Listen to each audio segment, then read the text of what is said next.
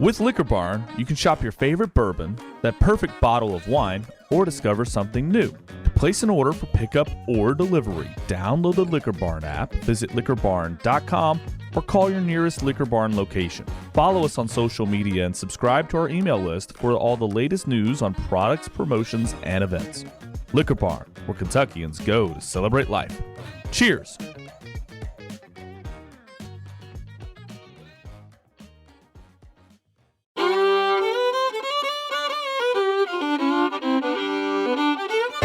Welcome to the Bourbon Life Podcast, your source for all things bourbon. Join your hosts, Mark and Matt, as they drink and review bourbons, share news about upcoming events, interview the who's who in the bourbon world, and, most importantly, bring you along for the fun of living the bourbon life. Now, here's your hosts, Mark and Matt. All right, everybody, welcome back for another episode of the Bourbon Life Podcast. I'm your host, Mark, and with me tonight, live in the Bourbon Life Studios, otherwise known as my basement, is my good friend, Matt. Matt, how you doing out there, buddy? Hey, Mark, I am doing great. You've got the fireplace nice and cranked up for me here. We're having a nice rustic, cold evening in Lexington, but I'm doing great. How are you? Yeah, man, you know what? I'm doing good, except for this ice storm that passed through. We're dealing with ice. We're going to deal with ice again, apparently, tonight and tomorrow. But, Matt, more importantly, how are you? Because you have almost successfully completed dry January. We are recording this episode on January the 31st. It is 7 p.m. You have 5 hours to go. How does that feel? Oh, feels great. Feels great. So you joked earlier. You said you're going to just go ahead and continue to do that into February. Is that right, Matt? Yeah, I think I'm just going to go all of 2023. Just try Yeah, 2023. So what you're saying is it's time that I need to find a new co-host for the Bourbon Life. If you haven't found a new co-host after 3 full seasons, then you're not going to. I'm stuck. Yeah, you're stuck. You're not going to do it at this point. Well, Matt, I'm proud of you, man. I tried, made it to the 12th and just I bailed out. Stacy and I both bailed on you, man. So you have hung tough. We've done 4 episodes, one of those including a live show with the whole crew, man. And we were drinking on some really good whiskeys, and you have stood strong, and as an Iron Man, I have no doubt in your grit and determination. So congratulations to you successfully completing yet another dry January, man. I'm sorry I failed you. Next year, I promise, I'm gonna do it. I'll make it till at least the 13th. All right. All right, that's enough about us, man. I want to say thank you to all of our sponsors. We appreciate everything they do for us. With that said, Matt, you want to tell everybody who we have with us on the show tonight? I would love to, Mark. Joining us live from Baltimore, Maryland, is the founder of Old Line Spirits, Mark McLaughlin. Mark, welcome to the Bourbon Life Podcast. Thanks, gentlemen. Glad to be here. Man, we're glad to have you on here. We are mixing it up tonight. It's going to be different for us because we are the Bourbon Life. So obviously we talk a lot about bourbon, a lot about rye. We don't talk a lot about American Single Malt Whiskey. So I'm really looking forward to this show. Which is a shame. We really should start talking about American Single Malt Whiskey more. I agree, Matt. Every time we've had it on the show, we've been big fans of it. Yeah. We've never. It's like I've never met an American single malt that I didn't like. Funny how that happens, right? But I agree.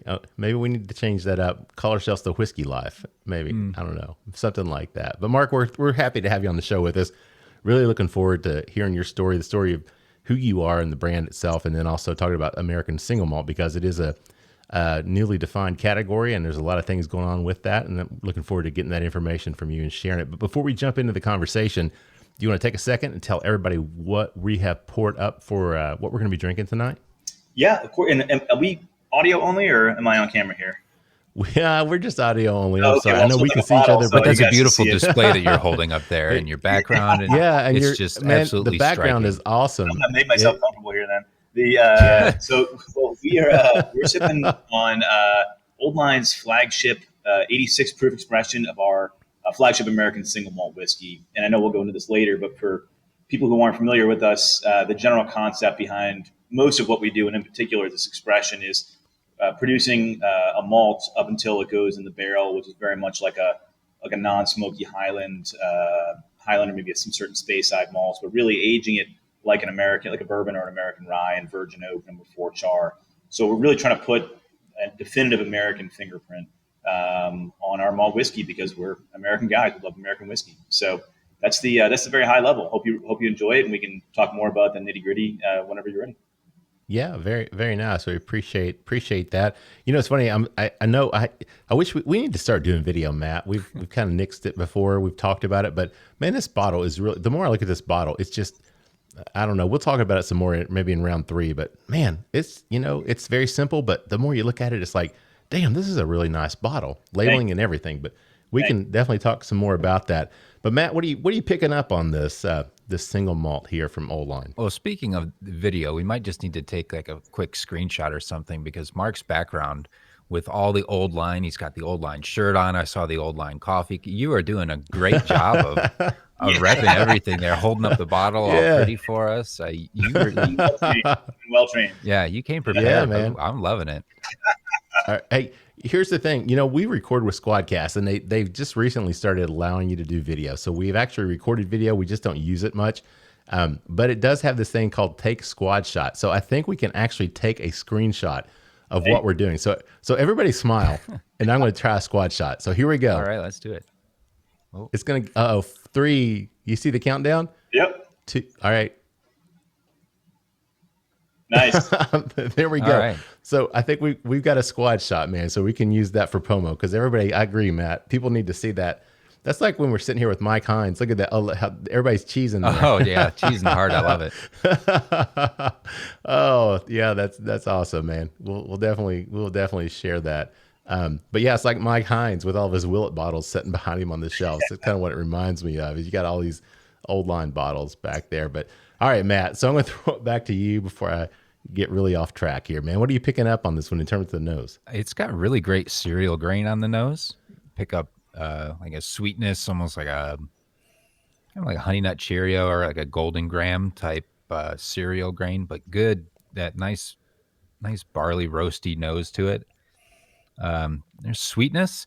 I pick up like a little bit of like apricot or some sort of like citrus or stone fruit with it as well. Kind of like some sort of a cross from like a pitted fruit. But to me, it's got like a zesty apricot or some sort of a nose that's kind of like that. But really, really nice. Really great nose.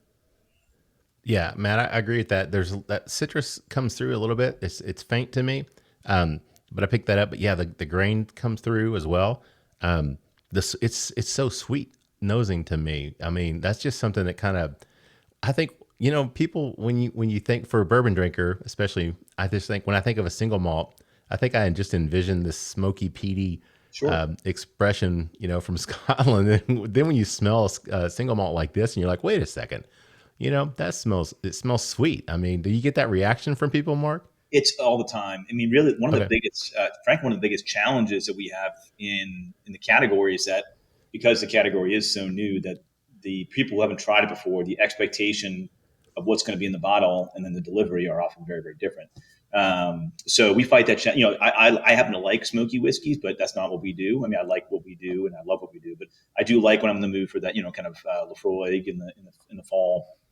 But a lot of it's divisive, and a lot of people don't. So that single malt carries with it a lot of those kind of mental connections, and we deliver very differently. So we get a lot of surprise in a good way when people try our stuff. And bourbon drinkers tend to be our earliest adopter, as much as Scotch drinkers respond really well to it. We find that bourbon drinkers are just that little more likely to try something new and different, and then kind of latch on.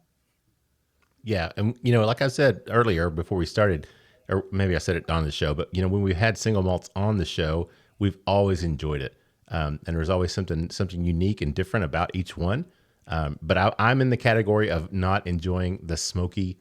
I cannot do a peated Scotch at all. I just don't. There's something very medicinal, something very that peat smoke just no, that turns me off. But I am trying to become more open-minded about Scotch in general. But American single malts are really just an exciting new category. Not new, but it's a category it's growing and it's expanding, and it's really unique and really interesting to see how the American category is starting to grow and develop. So Mark, let's talk about you. Let's talk about who you are. You've got a really unique background and how you met your partner in the business, Arch. Can you kind of talk about your background and how what you've done in the past and how that led you into the whiskey industry?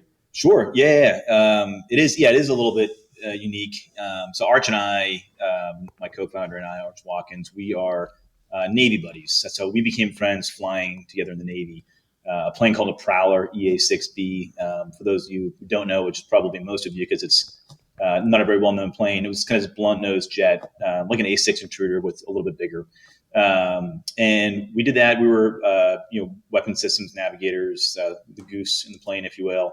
I did that for about, I was 10 years active. He was maybe 11. And then we both went to the reserves, when we got out of active duty. He became an engineer. I became an investment banker. And we were flying, alongside those things for at least a bit. So that brought us to Andrews Air Force Base has a small Navy component. So our squadron in the reserves was based at Andrews. Arch and I both live in Baltimore. We're actually neighbors. And so we were friends in the Navy, and then it kind of just got even stronger, living 3 doors down from each other, flying in the same squadron. So yeah, we met just Navy buddies who ended up settling in the same place. Neither one of us is from Baltimore. I'm from Boston. He's from Tallahassee. But just, life circumstances took us here, and here we are. So that's how we met. It gets weirder from there as far as how we got into this, if you want me to keep going. Yeah, you can. Yeah, that's fine. Yeah, go ahead and keep telling that story. Yeah, let's get weird. Let's do it. Yeah. Matt wears a toboggan inside, so we cannot get much weirder than that, Mark. Okay, so let's just keep on going, man. So I mentioned for a brief period of time, about 2 years, I was an investment banker. It wasn't a career that I really responded well to, and they're great people. I appreciate the chance to do it, but it was a bad fit for me. Had this itch that I wanted to do something, have my own business. I wanted to produce something. The Navy was awesome. I loved every bit of it. And when I got out, it was a really hard decision. And then went from something I loved to something I was really, really unhappy with. And, just what I felt like I was missing was something a little more tangible. So I was thinking about beer a little bit, but beer, as much as I like it, the category seemed very crowded. I love to drink wine, but I really wasn't interested in making it. I've always loved whiskey, especially as I've gotten into my 30s and 40s. I've grown to love it even more. And it was always something that was around my house, in Boston, a lot of Irish whiskey. And it was always just kind of always out and about. My family wasn't really big whiskey drinkers, but it was always present and somebody was sipping on it somewhere. And there was a romance to it, right? You make something, you put your blood, sweat, and tears into it, and you put it in a barrel, and you wait and wait and wait. And so all these things kind of came together to have me really kind of captivated by the idea, but I had absolutely no clue, how to start a distillery. But being kind of so deeply unhappy in my banking job, I just said, you know what, life's too short. At the time I was 33, 34, 35, whatever I was, but life's too short. I'm not getting any younger. I'm just going to quit this and I'm going to try. I'm going to throw my hat in the ring. The craft spirits distilling was really starting to take place. This is 2014. It was really starting to take hold, and just said, you know what, if not now, when? So by some miracle, my wife was on board with that line of thinking, and I quit. And basically flew out to Seattle a few days later after I had my last day of work to go to a wedding, but also a distilling conference. The American Distilling Institute had their annual conference in Seattle that year. And for those of you not familiar with ADI, it's designed. It's an organization that supports the grassroots growth of new distilleries in the U.S. So it's designed for kind of newbies like me, like I was at the time, to go in there and really kind of figure out, get their hand held a little bit on how to start, make connections. And even though this is designed, this conference, for like newbies, I still was way out of my league. Like I knew nothing. And being there for 2 days reinforced how little I knew. But while I was there, I happened to sit down on a couch, check my email, and a gentleman plopped down next to me, starts chatting me up. His name is Bob Stilnovich. And Bob was co-founder, co-owner of a small distillery called Golden Northwest Distillery, about 90 minutes north of Seattle. And he had driven down to this conference because he was in the market to sell his business. And the reason was his business partner / neighbor / friend was terminally ill. So this went from being this tiny little distillery that they were making great juice at, but really more for fun, make a few bucks. It was very, very low key. And it went from being a fun retirement hobby for two buddies to being a chore. Where now he's 72 years old, he's lugging sacks of grain by himself, and because Jim can't be around the fumes and the grain, and Jim was working on his health, obviously. So all that is to say, they were looking to segue, to sell the business, but they didn't want to just sell the assets and kind of fire sale it. They were very proud of what they built, and they wanted to pass a torch. And they happened to be veterans. Bob's a Vietnam vet. Bob and Jim were Vietnam vets. Arch and I are Iraq, Afghanistan guys. So we immediately had that bond of, I'm not saying I love every vet, but I'm a little more likely to be trusting when I meet somebody who's another vet, kind of that little bond where I'm probably a little more likely to give that person the benefit of the doubt. And we immediately just kind of hit it off. So that ADI, Bob said, "Hey man, I'll send you a case of whiskey, out to Baltimore when you get back. You can try it. If you like it, come on out, kick the tires. And if you like it, come out and buy it." So that's what we did. Went out there a few weeks later. He sent me the whiskey, which at the time I'd never heard of an American Single Malt Whiskey. And when he sent it, I got the 6-pack, illegally, I'm sure, shipped. I'm sitting there. I'm like, well, where's the bourbon? Because I set out to make bourbon and rye Right. For all the reasons, we all love bourbon and rye. They're wonderful American categories. So I'm pulling these 6 bottles of American Single Malt, and I'm like, whoa, like, is this it? And, texted him or emailed him. He said, yeah, that's what I do. And I remember trying it. And honestly, I wanted it to be bad because this whole thing didn't fit into my paradigm of what I want. I thought I was going to start something completely from scratch. I thought I'd be making bourbon and rye, all these things. And this wasn't fitting into the kind of the map I had in mind. And when I took that first sip and I loved it, I was almost mad. I was like, oh, Jesus, now it's like, you can't make these here. I got to think about this. So flew out there, visited with a good friend who actually just passed away, Richard Wolf, who was one of our board members. And he was a person we trusted very, very much. And Richard and I went out there, and Richard was like, yeah, man, this is small but legit, and scratched together money from friends and family, and then eventually moved back out there with Arch, and we lived in Bob's guest house and learned to make whiskey. Wow. So sorry, that's a long story. I apologize. No. It's a great story. I mean, it's a fun story. It's great for our listeners to understand that this, it's something that you obviously wanted to do, and you had an idea of how you wanted to do it, but obviously, life has different, venues for us to go and different routes for us to take, and obviously that happened in this situation. But I think it's really cool. So you and Arch actually, you knew each other while you were still in the actual Navy. Is that right? We did. We knew each other a little bit on active duty, and then we were never in the same unit. Gotcha. On active duty, so we knew each other. The plane that we flew was a small enough community where you kind of knew almost everybody by reputation, at least. And then in the reserves, when we got on active duty, when we were in the same unit and became really close friends. Yeah. Did you ever have a woman say, "Goose, take me to bed or lose me forever, you big stud"? I'm waiting. My wife might still be awake when I get home, so we'll see. I'll let you know if it works out. Oh man, but no, that's really cool. And by the way, I wanted to say thank you guys for your service as well. Obviously, appreciate that very much. Thanks for what you've done for our country. And I'm sure our listeners feel the same way. So, so you just get this idea. You're like, hey, you know what? I'm going to quit my job. And your wife was like, okay, that's a great idea. Well, she saw how miserable I was. I mean, I was. Sure. I'm usually a pretty.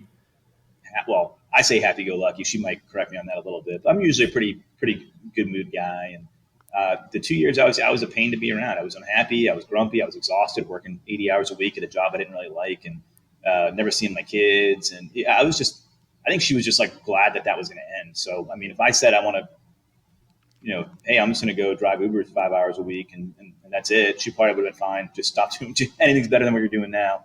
Yeah. So, she was on board, and she's a person who loves stability. I mean, who doesn't? But especially my wife, she loves that. She's a military brat. That lifestyle of having steady pay and benefits and all that.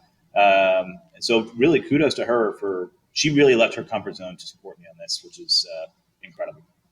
Yeah, that's really cool. And it's great. I have a very supportive wife myself. So it's a wonderful thing when you have that. She still hasn't let me quit my job as an attorney yet to do this full time, Mark. So I'll definitely share this story with her tonight after we're done, so she can get a little inspiration to see where we can where. Don't give me. Yeah. So you guys decided to pack it up. You head out there to Washington, right? Washington State. Yep. Yeah, and you're just living in his guest house. Like, hey, we're just gonna come up here and we're gonna learn to distill. So that's what you did. If Bob were here with me, you'd immediately know he's one of the most amazing people I've ever met. And I mean, within minutes, it felt like we kind of were very comfortable, and he seemed, like, you want to buy my place? Come out, stay there for a while. Yeah. He was very open, and he has this amazing. He still lives there. It's an amazing property. It's called Samish Island, Washington, which is actually no longer an island. It was, in the 1930s, the Corps of Engineers put up a dike to make more farmland. So now it's like a spit of land, but it used to be a tidal island. Beautiful, beautiful spot. I mean, only houses. There used to be a store on the island. It's no longer there, but but it juts out into the northern Puget Sound, and his house is on a cliff essentially over the sound. And he's got the distillery was an old, I think it was a big chicken coop, like a barn type thing. And then another similar structure was a guest house. And the whole distillery was probably, if I said 2,000 square feet, I'd be being generous. That's including barrel aging. It was a small, it was 60 gallon still, 55 gallon plastic fermenters that if they weren't in this beautiful barn, it would look like a meth lab, but there was some magic in it. It was working. Yeah, obviously. I mean, it was enough to make you decide, hey, I'm really, ready to do this. So there had to be some connection there, not just because, he was a veteran, obviously, but beyond that. I mean, there was something there that made you realize, you know what, maybe I don't want to do bourbon and rye, and maybe I can do American single malt. So I'll tell you what, we're pretty close to the end of round one. So let's hold on to that question. Sure. And we can come back in round two and you can talk some more about that decision. Because I know you alluded to it earlier when you were talking about getting the bottles in, you're looking for bourbon and rye, and then you get this American single malt. So, but there had to be this decision process in your mind at some point. So I think that'll be fun to kind of dive into that in the second round and talk about that and explore that a little bit more. So let's take a quick break and get a word from our sponsors, and we'll be back with more with Mark McLaughlin, the founder of Old Line Spirits, in just a minute. The Stave Restaurant is a bourbon lover's paradise right here in the heart of bourbon country.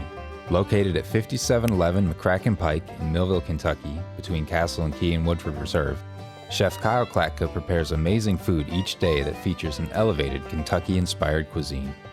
With a full-service bar, great bourbon flights, and signature cocktails, the Stave is the perfect place to catch up with friends after a fun-filled day of touring the local distilleries. Be sure to check them out online at thestavekentucky.com or at Instagram and Facebook at The Stave Kentucky. All right, everybody, welcome back for the second round of the Bourbon Life Podcast. I'm your host, Mark, and with me still, he's hung around for round two, my good friend, Matt. Matt, how you doing out there, man? Hey, Mark, I'm doing great. If I can make it 31 days through January without drinking, I can stick around for a full episode here with you, Al.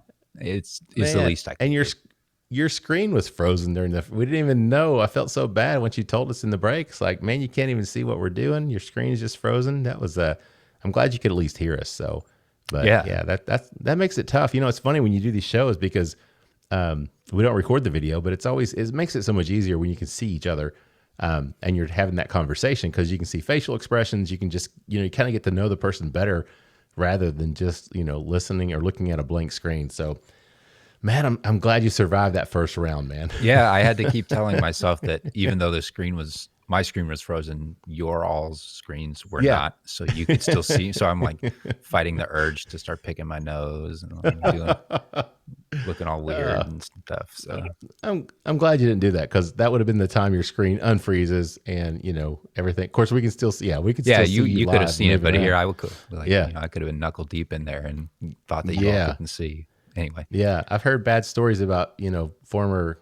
Well, we won't even go down that road about what happens when people are on video and they don't think they're on video. So, anyway, Matt. With that said, do you want to tell everybody who we have with us tonight? Absolutely. Joining us from Baltimore, Maryland, is the founder of Old Line Spirits, Mark McLaughlin. Mark, welcome back for round number 2. Thank you. Glad to be here. I'm glad you stuck around too, Mark. Yeah, it's Baltimore. Where we're gonna go. Yeah, where are you gonna go, man? What are you gonna do? You got enough bottles there to keep you busy if you can just sit there and have a drink or 2 or 5 or whatever you want to do. So, Mark, we mentioned what we were drinking earlier, but let's go back and revisit again. So just tell everybody so they know what we have poured up that we're drinking during the show tonight. Sure. Yeah. Tonight we're drinking Old Line's flagship American Single Malt Whiskey expression at 86 proof, which for those of you who might have seen it in the store, it's the white label. And it is non-peated malt, distilled twice, and so very much distilled like a non-peated Highland malt, and then finished in virgin oak No. 4 char, just like aged in rather, just like a bourbon or an American rye. So really an American style, deliberately oak forward American malt whiskey. Great. And this one is 86 proof. And you said off camera, I'd ask you the age on this one. What are we looking at on this? This is between 4 and 5 years, so minimum of 4. Okay. Yep. And then the oldest in this particular batch would be about 5 years. Okay. And you guys concentrate on single malts, correct? I mean, that's what you do. I think you have rum as well. Is that right? Do you guys do a rum? We do. We have the American Single Malt, which is, to your point, the majority of what we do. We do import our own blend of rum from the Dominican Republic, of the barrel-aged rum we love, and we do a tiny bit of vodka locally. It's just more to have at our own bar, frankly, than anything else. So really, the ASM is the primary thing. Well, we had a cliffhanger at the end of round one, Matt. You know how much we love cliffhangers around here at the Bourbon Life Podcast, right? So we're talking about there's a point. I mean, you've got this in your mind. You're going to quit your job. You're an investment banker. You hate your job. Trust me, I'm an attorney. I know I kind of know what you mean about that.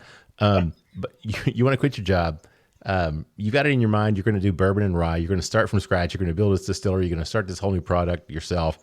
And somebody kind of throws a curveball at you, but it's a nice curveball. It's a lob ball, really. I mean, it's like, hey, come out and hang out. So, what was the process? I'm curious to know, because there has to be a process mentally that you go through to go from I'm going to do this myself and build this whole thing, and I'm going to do bourbon and rye, to I'm going to go out to Washington and live in a guest house with my buddy for however long and learn how to distill from 2 old Vietnam vets and make American Single Malt. Can you talk about that process?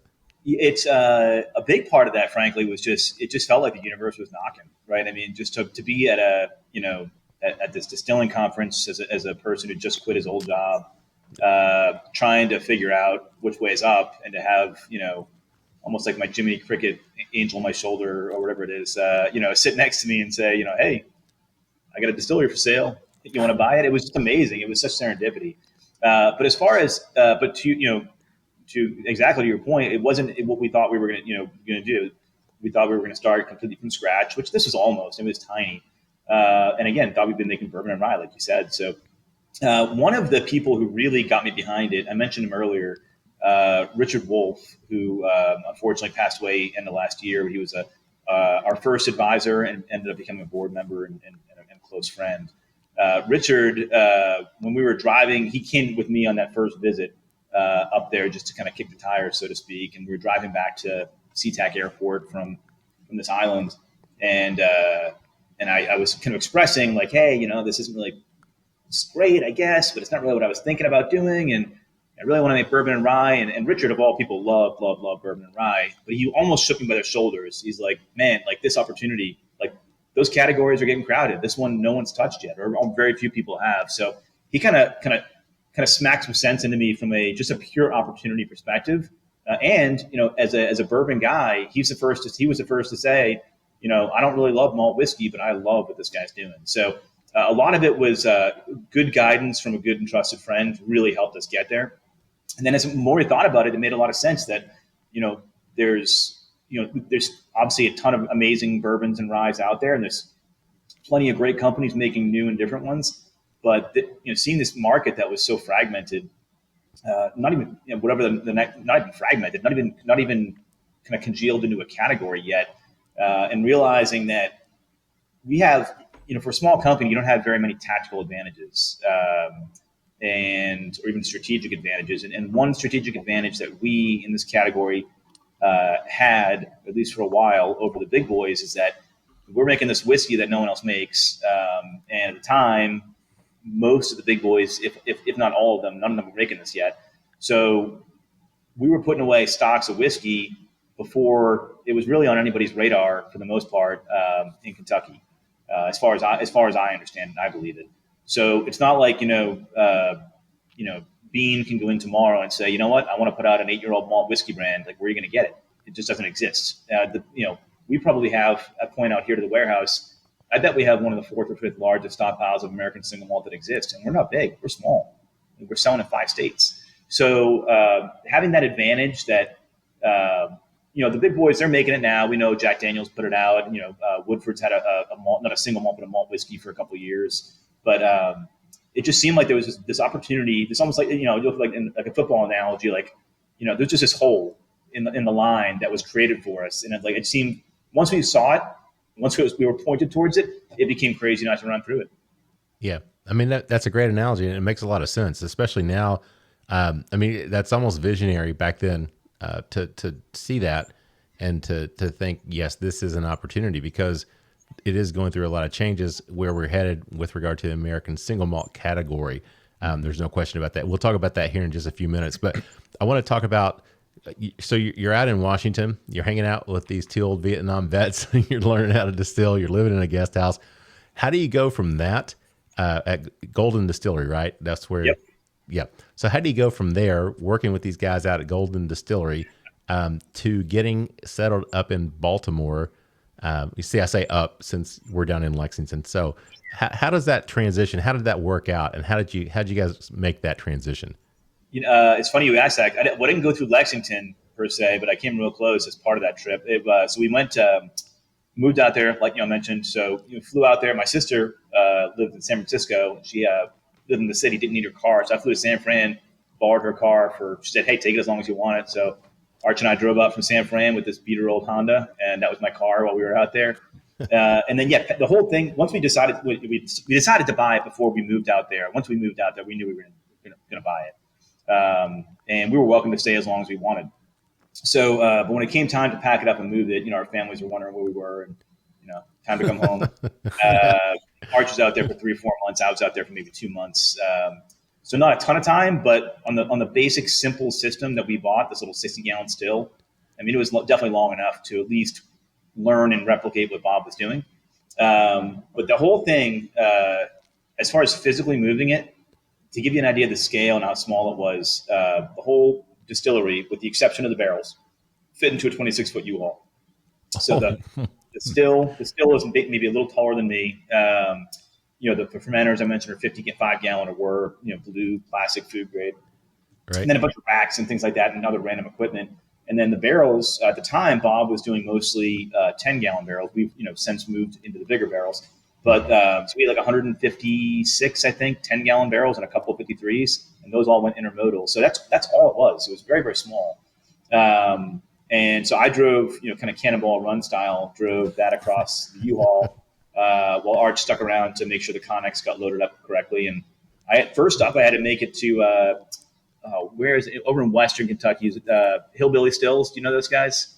No, not familiar Small with them. operation, great guys. And we had this. Bob was doing open flame distilling. Open flame, not like outdoor kind of moonshiny, but more like a griddle you cook burgers on. This still would sit directly on it, and that's to change the temperature on the still. It's like you're changing the knob from 1.5 to 2. Like you're like in your stove, right? And it was not it was a very difficult way to do it, frankly.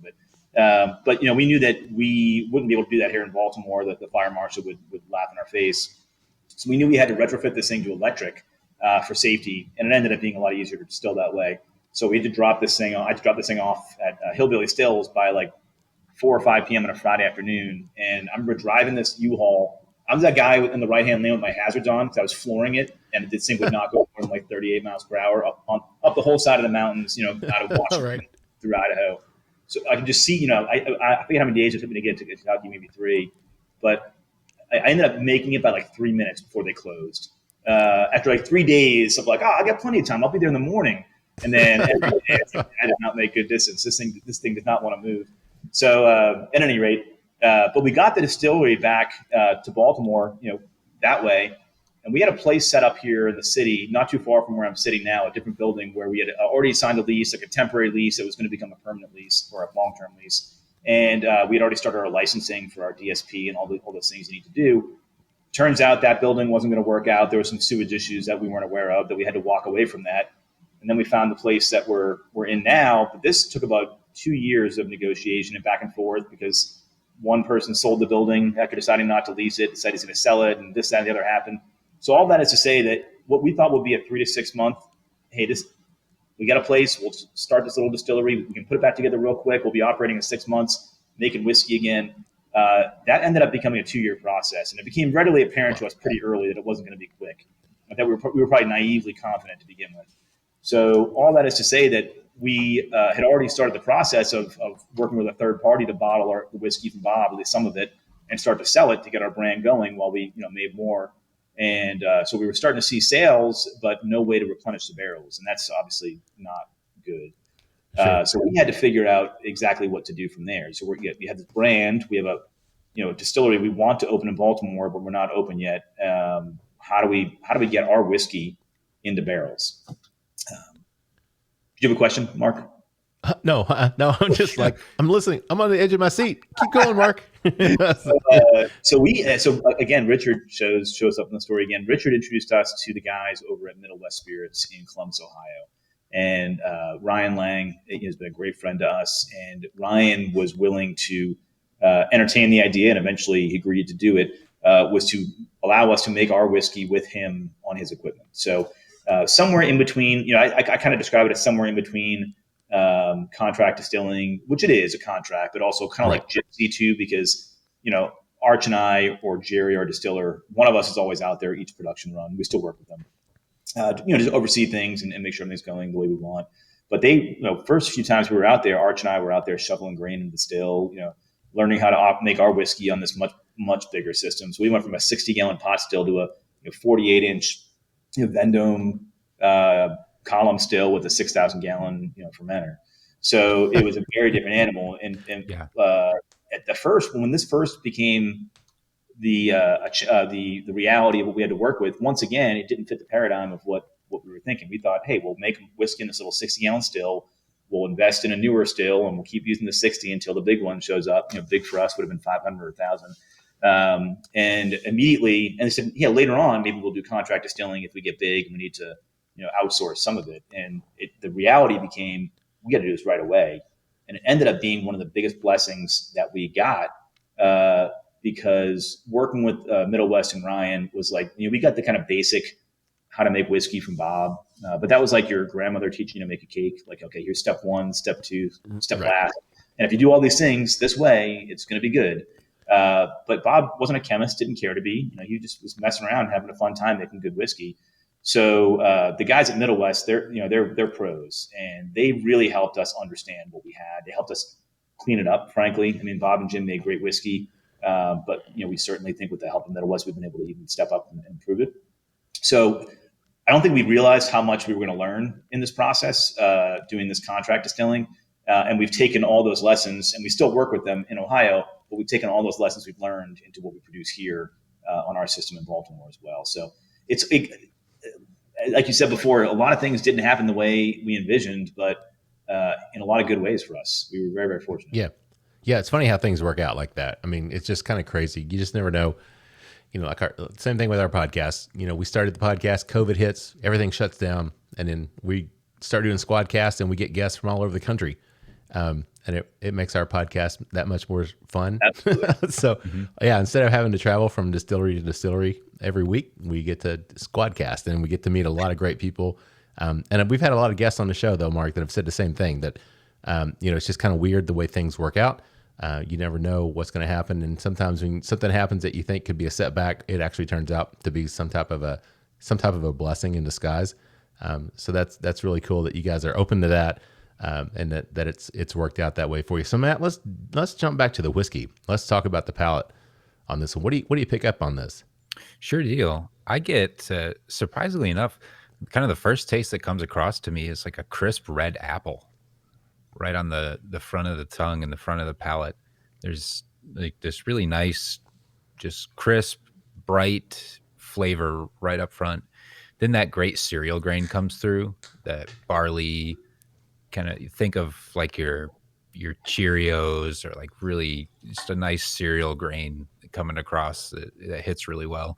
Then some of that apricot, that fruit comes through on the finish, and I pick up like the finish to me has honey, a sweetness, and also like some cocoa powder, nice malty, roasty, kind of chocolatey type finish to it. It really, really, really nice. Yeah, Matt, I agree that it's funny, Mark, earlier when you're like, Mark, did you have a question?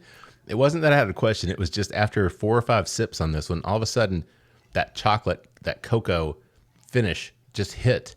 And I was just kind of, it stopped me. I was like, am I picking this up? And I'm like, am I just making this up, or I'm just thinking this is happening? So that's why you probably thought I had a question, because I was a little dumbfounded at the time. I was like, I appreciate that. And I'm glad you guys mentioned that, because obviously I don't want to put, your palates. I want to hear what you think. And that dark chocolate is something we're very, very proud of. And where that comes from we're a single malt, so it's only malted barley, which I know we're going to get into probably in a little bit. but we can use different types of malt. And we use two types. One of them is called a Copeland 2-row pale malt. And I can nerd out on that later. But the other one, 13% of our mash bill, so 87% is the 2-row pale malt, and then 13% is called a C120, which is a deep kiln or crystal malt that when they're malting the grain, they roast it at a higher temperature, and some of those sugars caramelize. The downside is those caramelized sugars aren't essentially edible by the yeast, so your alcohol yield goes down, but it gives you a really, really nice dark chocolate cocoa character. And we love it. So I'm very excited that you guys kind of picked up on that. Oh yeah. Yeah. Like I said, it took 3 or 4 drinks, and that's why all of a sudden it hit. Like the finish was just like, oh my God, this is so much chocolate. And then I had to stop and think, am I really picking this up?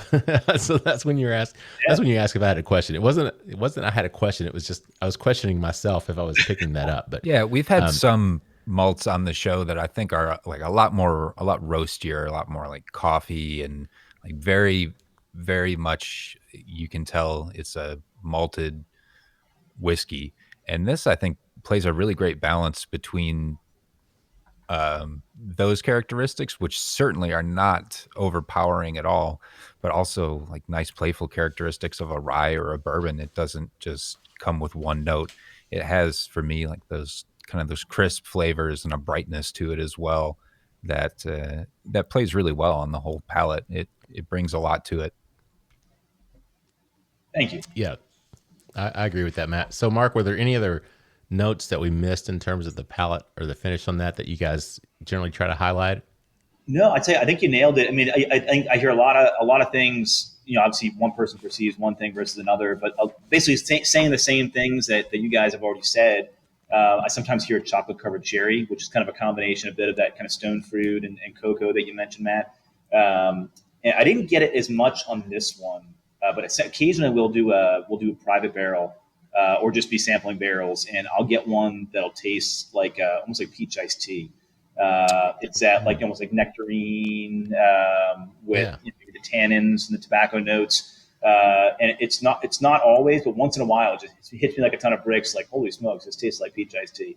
But yeah, I think all the notes that you're hitting on are things that I get. One thing that you didn't mention that I don't get today, but sometimes, depending upon my palate, I guess, or whatever, and I get it more in the cask strength, is kind of baking spice, like the cinnamaldehyde, white pepper, stuff like that I occasionally pick up on. But I'm not really getting that today, just where my palate is. Yeah, I didn't pick that up, Matt. Did you sense any of that? Yeah, there's a little pepper coming across. I like that you said white peppercorn. I pick up that particular as more than just like a black pepper. It's got it's there though. It brings the heat and a little bit of flavor too. Yeah, very, very nice. Well, I missed that, but the chocolate was just, I mean, that's like just kind of blown my mind, man. So very cool. So let's talk about, we're actually kind of in the round 2, but before we close this one out, I wanted to go back and talk about, so you guys were doing some work out there with Golden in Washington. You've got Middle West there. They're in Columbus. Is that right? Yes, sir. Yep. Yeah. And then you guys also have an operation there in Baltimore. So you're distilling there on site there too. Is that correct? We are. Yeah. So our still here is pretty modest. It's very modest. It's 300 gallons. Okay. So we do here is we produce whatever's going to become our bottled and bond. And we do a small run of peated, which I won't send to you. Don't worry, Mark. We do a little bit of peated here as well. So we do things like that are smaller run. Or if we're experimenting with something new, we'll mess around with it here. And then the Middle West guys, we go out there. That's really our kind of our engine. Everything gets brought here. So we've got 25,000 square feet here, most of which is barrel aging. So we age all of our whiskey here. We manage that process. Any sort of batching and blending of barrels we'll do here, and all the packaging and all that. So this is really headquarters / ground zero, with the exception of we do get a lot of the distillate from Middle West. Okay, yeah, that's what I was going to ask is, are you warehousing everything there? And most of what we're drinking probably is coming from the Middle West distillate. Would that be? Everything the three of us are drinking right now was stuff that we made in Middle West, exactly. Okay, all right. That's what I kind of wanted to clarify there. I didn't know if you guys were still still had any of those 10-gallon barrels that you're sneaking into some of your batches and stuff? Well, actually, we don't. The reason we don't, because the age statement, because as you know, once something below 4 year hits it, and those 10 gallons, if you let them go more than 3, you'd be killing it. But one thing, you guys will be able to see it. The people on listening can't, but this is you see this is Golden Sandwich Bay whiskey. This isn't exactly their label, but this is similar to it. And we stuffed away. We probably have another 86-pack cases of this, and every year we release like 10 cases, and we send Bob a couple of bottles. Nice. Jim passed away, unfortunately. We sent Bob a couple of bottles, and so this is actually the stuff that they made before we were involved. So it's nice to have that. That's cool. Sure. Yeah. Mm-hmm. Yep. That's really cool. Well, I'll tell you what, Mark. Let's take a quick break. We'll get a word from our sponsors, and we'll come back with some more. So everybody sit tight. We'll be back with more with Mark McLaughlin from Old Line Spirits in just a minute. Three Chord's line of whiskeys embody the spirit of creativity. The whiskey is a true collaboration between producer and composer Neil Giraldo and master blender distiller Ari Sussman. The Three Chord team of expert blenders, coopers, and sensory professionals have developed a multi-step process they called Perfectly Tuned Taste. This process begins by carefully selecting the finest bourbon and rye whiskeys from Kentucky, Tennessee, and Indiana, and then blending them together. Find out more about the whiskeys and distribution in your area at www.threechordbourbon.com. All right, everybody, welcome back for the third and final round of the Bourbon Life Podcast. I'm your host, Mark. With me still live here in the Bourbon Life Studios, my good friend, Matt. Matt, thanks for sticking around, dude. Hey, no problem, Mark. I am 1 hour closer to February 1st, so. You are, dude. You're 4 hours, a little over 4 hours away. Congratulations again. That's right. Not that we're counting down. No, but you should just stay here, man. After we finish the show, just hang out. And then at midnight, we'll crack something open. We'll see about that. It's a school night. We'll see. It's a school night. That's right, Matt. All right. Tell everybody who we have with us, man. Absolutely. We've got Mark McLaughlin, the founder of Old Line Spirits out in Baltimore, and he's been gracious enough to introduce us to his single malt whiskeys tonight. And you all have quite a lot going on with your single malt. So it's not just coming out at the single malt that we're drinking or at the cask strength. You've got quite a bit going on. You care to talk a little bit about what else you all do with barrel finishing or anything like that? Absolutely. No, I appreciate the lead in there because there is a lot that we want to share. But to your point, American Single Malts, that's our bread and butter. And what we're sipping now, the three of us, the 86 proof aged in virgin oak and about 4 to 5 years old. That's the backbone of pretty much everything we do. We do a couple of other things, like I mentioned, peated earlier and things like that. But really the backbone is just non-peated, 87% 2-row pale malt and 13% C120 deep kiln, double distilled, aged in virgin oak, number 4 charred. That gives us kind of the direction with everything we do. And from there, a couple of things have been happening for a few years now. The big one is barrel finishing, like you mentioned, Matt. And we started off with, Oloroso sherry, which seemed like a kind of a no-brainer to us.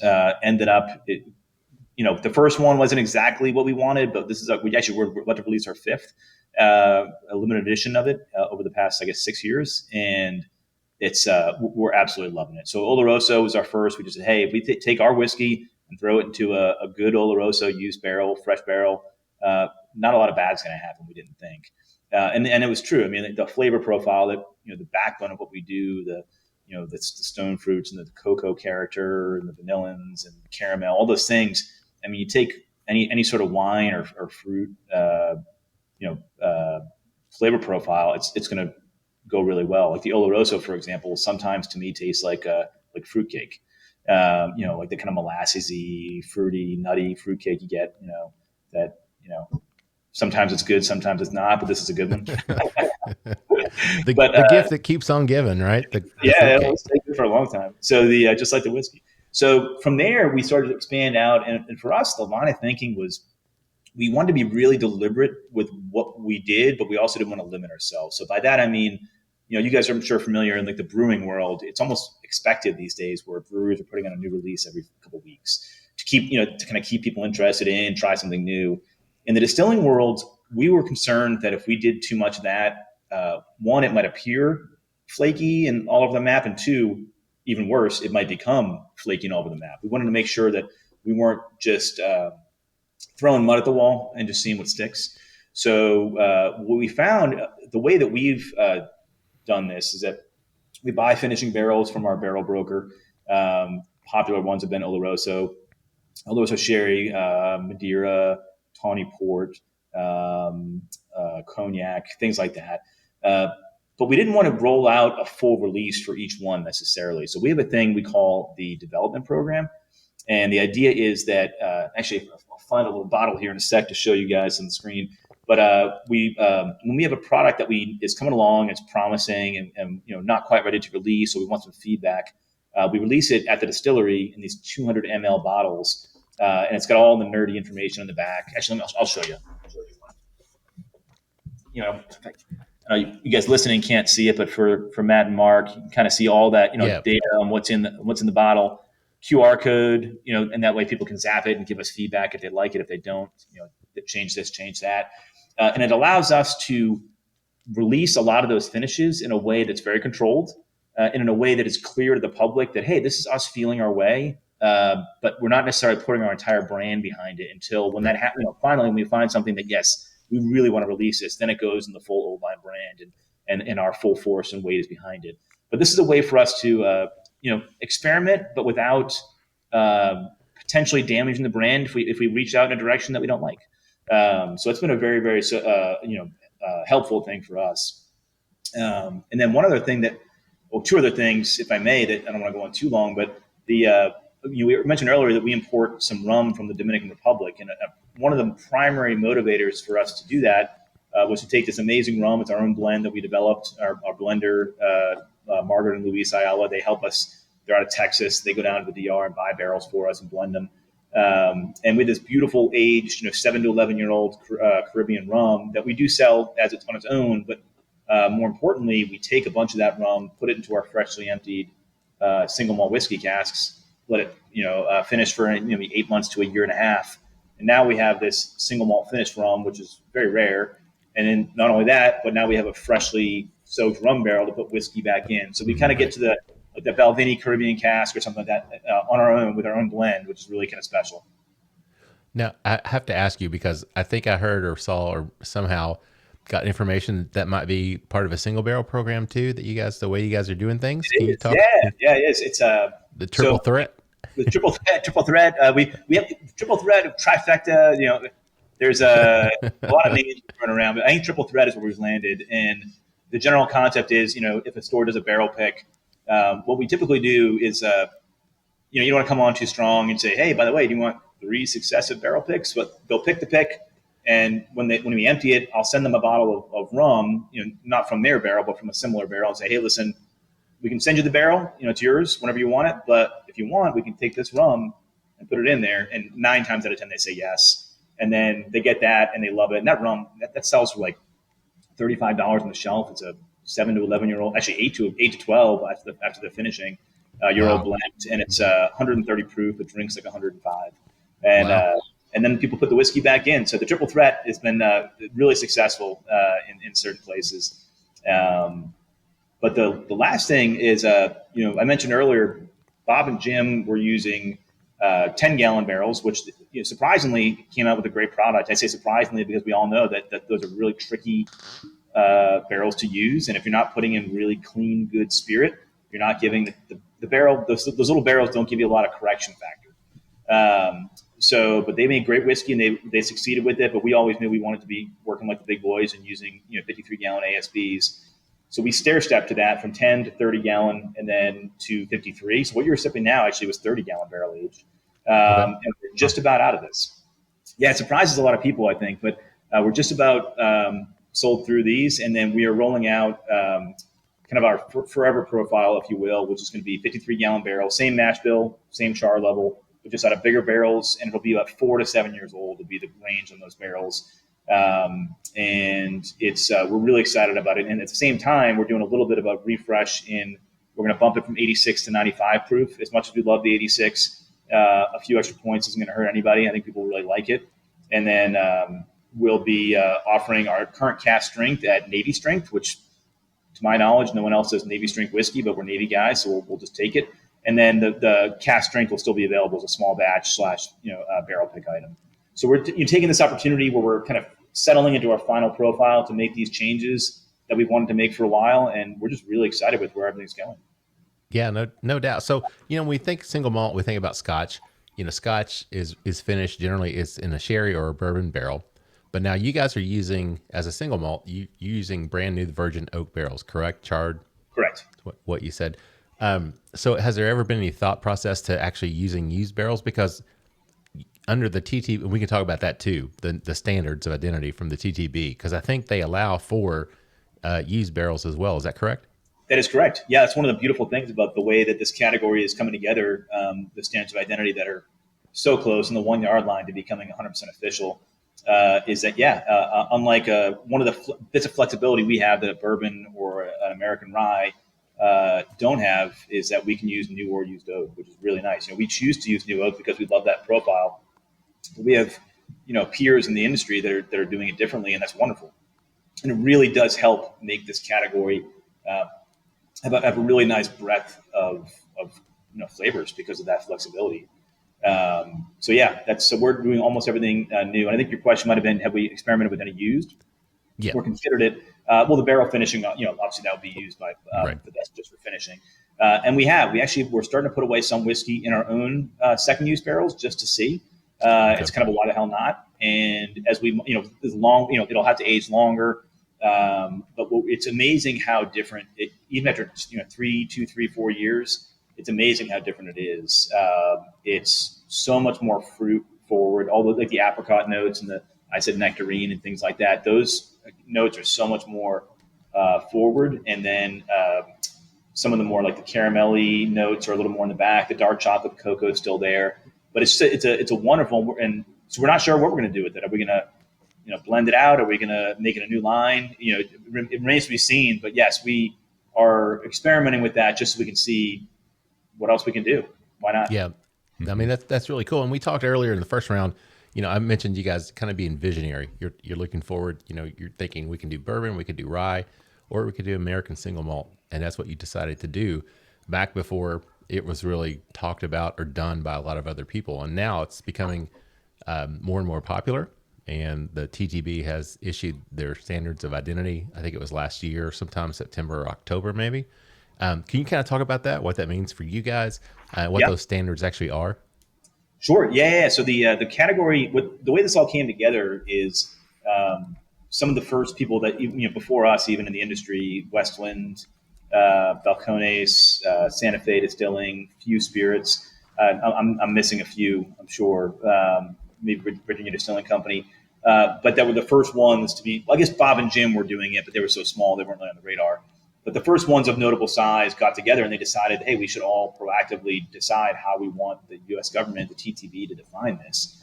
And frankly, at first, I didn't agree with that. I looked at it as, hey, if the government isn't in our chili on this, or is it loosely defined, then let's just leave it alone. Why invite it? And Arch actually convinced me otherwise. I think he's right. Is that the government's they're gonna come do it. One day or another, they're gonna come in and they're gonna lay down more definition on this. And if we don't have a say in it as an industry of producers, it's going to be something we all don't like. So we got together and basically decided on what we all want. And we're one of 70 something members of this commission. And what was defined as, or soon to be officially defined as, is the American single malt whiskey has got to be 100% malted barley. So just like a single malt Scotch, no corn, no wheat, no rye, only malted barley. But in contrast to a single malt Scotch, we're able to distill it in either pot stills and or column stills. A single malt Scotch can only be produced in a pot still. And then, unlike a bourbon, we have the flexibility of aging in a virgin oak or a used oak barrel. And there's some other layers of definition in there as well. There's no minimum age, which is great. One of the easy things I think for not only Old Line, but for some of the other people in the industry for a while that we could have done is saying, hey, we've kind of fought through that early year, small barrel, young whiskey and got to a point where we're putting out whiskey with an age on it. We could have said, well, hey, minimum age 4 years or something like that. But that would have screwed over the next guy. And we want this category to grow. We're looking to define it to where it's got a character that's identifiable and we're proud of it. But we also don't want to limit innovation or shove people out, because the more the merrier at this point. I mean, Sure. Yeah, because Scotch, I think Scotch is it's a 3-year requirement. Is that right? To be even a Scotch whiskey at all, it's a minimum 3 year. Often they're much older. But yeah, you're 100% right. Before 3 years, you can't even call it a Scotch whiskey. And a lot of people ask us actually, why are Scotches, 10, 11, 12, 18, 21 years old, much more often than American single malts. And you guys obviously are bourbon guys, kind of like bourbon. The sweet spot, the way we're aging, just like a bourbon in the same climate for the most part, 4 to 8 years is where most of our whiskeys in the category, I think, are going to fall. And it actually, when you're using virgin oak, it can get hard to go more than 8 or 9, without sometimes, you can do it. Obviously, people do it successfully, but you got to be really careful and deliberate. You can't just pick any old barrel and say, hey, this one's going to go 12 years, because you can over oak it. You can do all sorts of things that you don't want to do. So, our age statements in American single malt aren't anywhere near what a lot of the Scotch ones are. And I don't know that really they're ever going to get there. I don't think for Old Line, I don't think I'd like to have some 18-year-old, but we have to really cull that along carefully. But most of what we do is going to be, I bet, under 10 years. Something that really impressed me earlier today when I was looking at things, getting everything ready for tonight, just the color of the whiskey itself, how dark it is. You said it's 4 or 5 years old, and I say only just because I'm a high proof guy, but 86 proof. Yeah. You look at this and you think this is a much older whiskey, or that it's much higher proof, that it's maybe even cask strength, not diluted. Sure. So I'm just, the color of this is beautiful. Really amazing. It's, and it's, that's all natural too. That's actually, as far as the standard definition, I forget where the commission landed. There was a discussion last year about, do we want to allow caramel coloring or not? Caramel coloring, yeah. Which in the bourbon world, as you can't. In the Scotch world, you can. The reason is that in Scotland, people are using barrels sometimes have been used 2-3 times before. The varying colors that can come out of these barrels, so they want to have something consistent for the consumer, and it doesn't change the flavor profile. I had no problem with it. I think we landed on you could. Okay. All right. We don't plan on ever doing it, but because we get so much character from that virgin oak, so much color. But I think others can if they want to, which I think is fine. I think it's because it doesn't impact the flavor. It's the color that, like you said, that gets consistency across batches and across different bottlings. So that makes sense. So we can jump back and talk about the barley, because I know you were kind of excited to talk about that one to revisit it. So tell us some more about your barley that you're using on this. So we used 2 types of malted barley, and one of them, forgive me if I repeat myself, but it's a 2-row pale malt. And then the other is called a C120, a deep kiln crystal malt.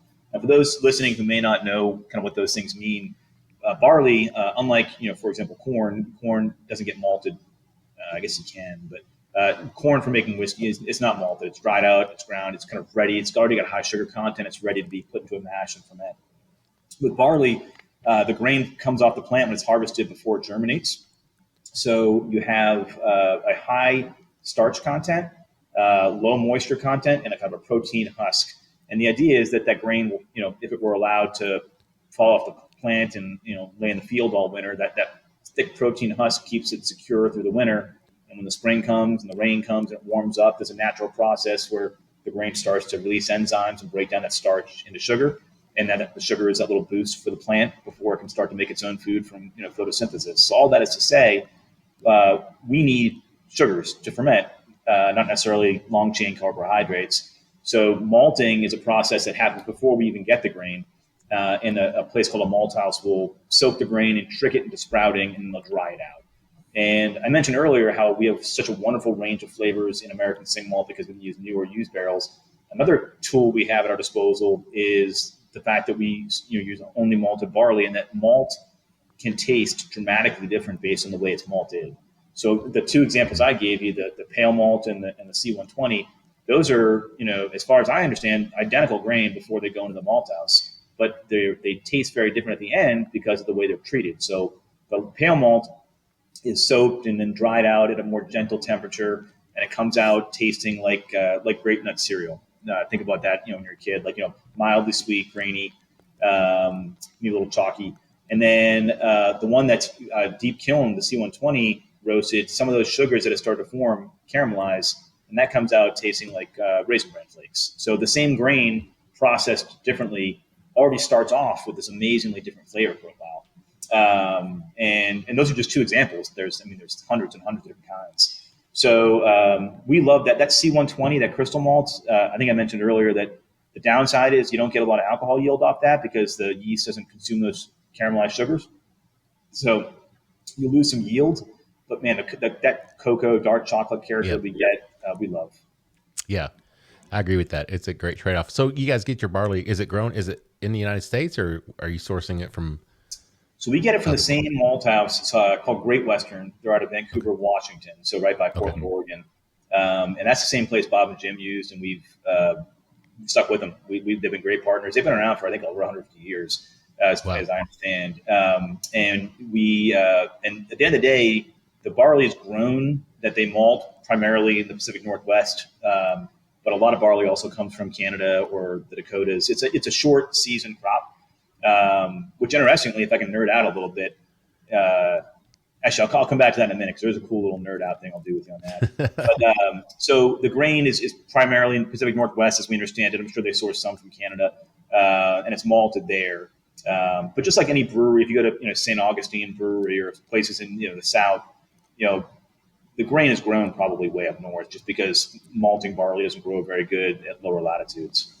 Yeah. But if I can tap dance a little bit on that, the cool thing, a lot of people ask, why is American single malt a new thing? Like, why haven't Americans been making this whiskey that the Scots and the Irish and the Japanese have for so long? And it's pretty interesting. And the way I understand it, which I think is accurate, is, when you look at how whiskey even got to America, it was, Scotch, Irish, British, all these, old world people that were making, especially from the British Isles and Ireland, a barley based whiskey, because when you made whiskey 200 years ago, it wasn't a luxury product like it is today. Really, it was a way to take crop that was going to otherwise spoil. You couldn't sell to market, and it was not shelf stable. And you ferment it and distill it, and now you have a commodity that is now stable, can be traded, consumed, sold, whatever. So it was a very practical thing for a farmer to do. So now those guys come to the U.S. and, well, barley doesn't grow as well here, but corn sure does, and rye sure does. So they just took that same process and applied it to whatever grain they had. Sure. So the craft brewing boom has really been a big boon for us, in that now that grain, that malted barley that all these breweries use, that distillers use for bourbon and rye in a small amount, but that we use a ton of, is now readily available. And now distillers like us are saying, well, what's to stop us from making 100% malted barley? We got it. We have access to it. So why not? So that's kind of the why it hasn't been a thing for a long time, because the grain really wasn't accessible here.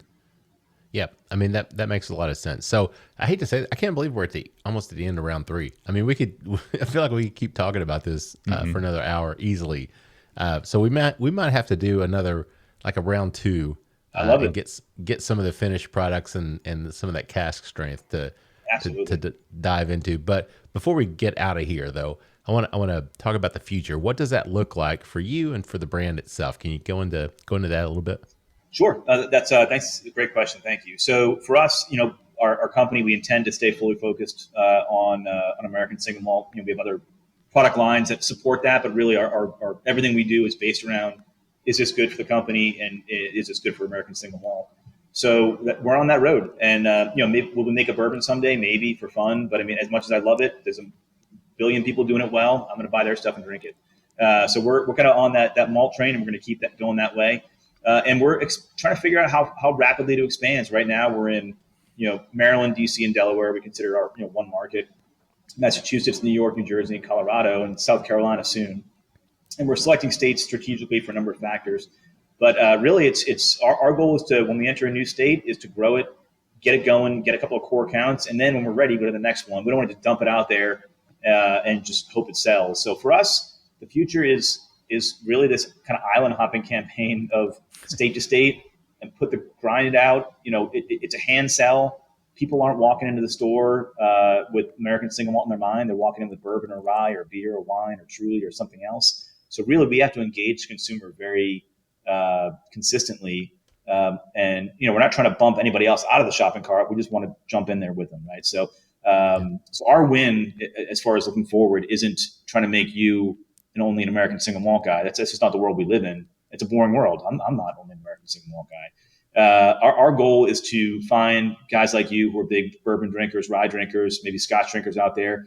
And if you had that 7 or 8 that you kind of go to a lot, I'd love to be on that merry-go-round. And that's my win right there. So that's what we hope to be for a lot of bourbon drinkers in the next, 5, 10, 20 years is just something that they bring out when maybe they don't feel like a bourbon, but they want something familiar and great and something a little different. And that's what we are. I think that makes perfect sense. So I think with the product you guys have, what we've tasted so far, I can see that definitely being a possibility without a doubt. So what has been, before we wrap it up, final question, what's been the best part of this journey for you so far? Oh, man. I'd say probably just the ability to not have to look back and say, what if? I mean, there's been bumps along the way. I certainly don't make a lot of money here. The money stays in the business as it should. And my wife, thank God, supports us more than I do. But I think I'm just glad that we gave it a shot, and thank God it's working out. And I'm really, really pleased that we're on the trajectory we're on. But even if we weren't, I'm just, I'm glad we did it, and I'm really glad it's working out. But even if it didn't, I'd still be glad we did. I'm just glad that there's awesome. kind of man in the arena, like, hey, we gave it a go, and fingers crossed it keeps going well. So that's the biggest thing. And being able to just do something I'm passionate about, work with a person who my friend who I trust completely. My family can come here and visit. It's not like the bank where I was off in this other world. This is a family place, and my kids are here all the time. So all those things make it just really special. So I couldn't give you just one. No, that's fine. No, that's a great answer. So where can people find more information about you guys and your products?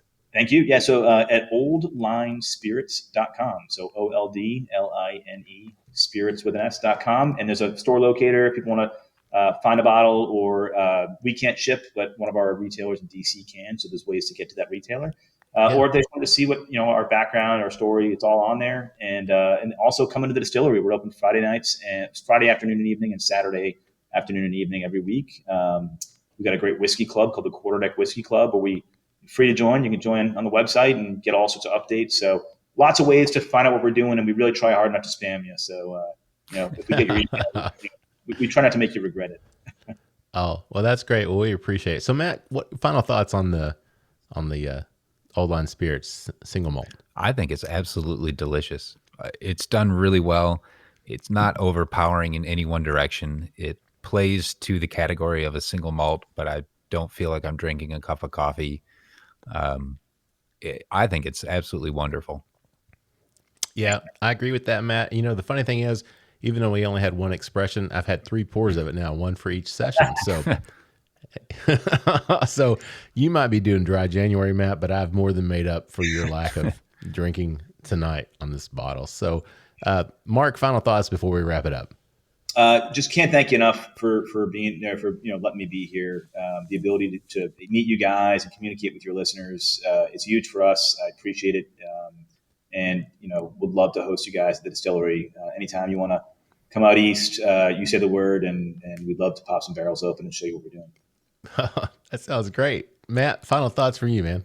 Oh, Mark, thanks for taking the time tonight and for walking us through everything. It's a big ask to come on a show called the Bourbon Life with American Malt Whiskey here, but it's a category that's growing and going gangbusters, and I think for great reason. And it's people like you that care about your products, but also care about getting other people involved with it and leaving the door open and not shutting it on people that are curious about getting into American single malts or malted whiskeys in general. It just it's great to see the hospitality within the whole industry, but also just with what you all are doing as well. And we can't wait to see what you all are doing in the future. Thanks, Matt. Yep. Well said, man. Mark, thanks so much. Really have enjoyed this. This has been a lot of fun. And like Matt said, it's the Bourbon Life, but hey, we're always open to new things, and it's great when we have opportunities to explore new things like the American single malt category, and especially what you guys are doing and the passion that you have for this product. And for whiskey drinkers, it's very obvious, and we appreciate that and appreciate what you're doing. Again, appreciate your service to the country. Thank you for that as well. And we do want to thank all of our sponsors as well. We appreciate them, everything they do for us. We appreciate you, our listeners, whatever time of day it is, wherever you are, whatever you're doing. Thanks for taking the time to sit, hang out with us, and hopefully have a drink and enjoy yourself as we get to talk about some great whiskey like we did tonight with Mark. And again, so we thank our sponsors. Thank you guys, our listeners. You can find us on Instagram and Facebook at The Bourbon Life. You can also email us at thebourbonlife@gmail.com if you have any show suggestions or just anything you want to criticize us about. Just feel free to send us an email and tell us what we're doing wrong. We'd love to hear from you. But with that said, I'm going to wrap it up. Send us home with our tagline, which is, may your glasses always be full, and may you keep on living the bourbon life. Thank you for joining us for this week's episode of the Bourbon Life Podcast. Our mission at the Bourbon Life is simple: to share our passion for all things bourbon with you every week. And we'd really love to hear your thoughts on how we're doing. You can find us on Instagram and Facebook at The Bourbon Life. You can also contact us by email at thebourbonlife@gmail.com. And you can always find us on your favorite podcast platform. If you have a moment, we'd love it if you would rate us and give us a review. So until next week, we hope your glass is always full and that you keep on living the bourbon life.